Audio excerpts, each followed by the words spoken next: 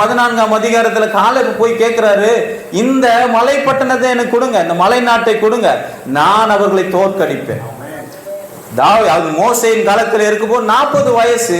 அப்ப அவர் எனக்கு ஆல்ரெடி எனக்கு அதை ஃபிக்ஸ் பண்ணிட்டாரு. இப்போ எனக்கு 45 பிளஸ் 40 85 வருடங்கள் அதே பலமும் அதே தினமும் யுத்தத்துக்கு நான் போயிட்டு வந்துட்டோமோ தான் இருக்கிறேன். 85 வயசுல யுத்தத்திற்கு நான் போக்கும் வரத்துமா இருக்கிறேன்.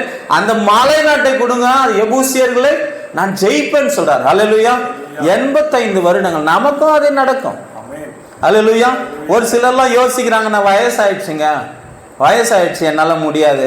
எனக்கு இந்த ஹாஸ்பிட்டல் அடிபட்டப்போ, இந்த ஒரு பெரிய ஆக்சிடென்ட் ஆனப்போ எனக்கு சொன்னாங்க, நீங்க இந்த பைக்கை நீ அடிக்கவே முடியாது, இன்னைக்கு பால் தூக்கி அடிக்கும்.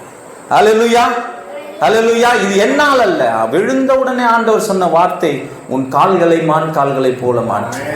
ஆண்டவரே, என்னை நினைவு கூந்தலன், உமக்காய் நான் ஓடி இருக்கிறேன். ஆண்டவரே, உமக்காய் தெரு தெருவாக, வீடு வீடாக, ஊர் ஊராக நான் திரிந்திருக்கிறேன். இந்த கால்களை திரும்பவும் உயிர்ப்பியோ. எசேக்கியேல் 37:5-6 வசனத்தின்படி ஆண்டவர் சொன்னார், நான் அவைகள் மேல் நரம்புகளை பின்ன செய்து மாம்சத்தை உண்டாக்கி தோலினால் மூடுவேன். என் ஆவியை கட்டளையிடும் பொழுது அவை உயிர் பெற்று எழும்பும். அல்லேலூயா.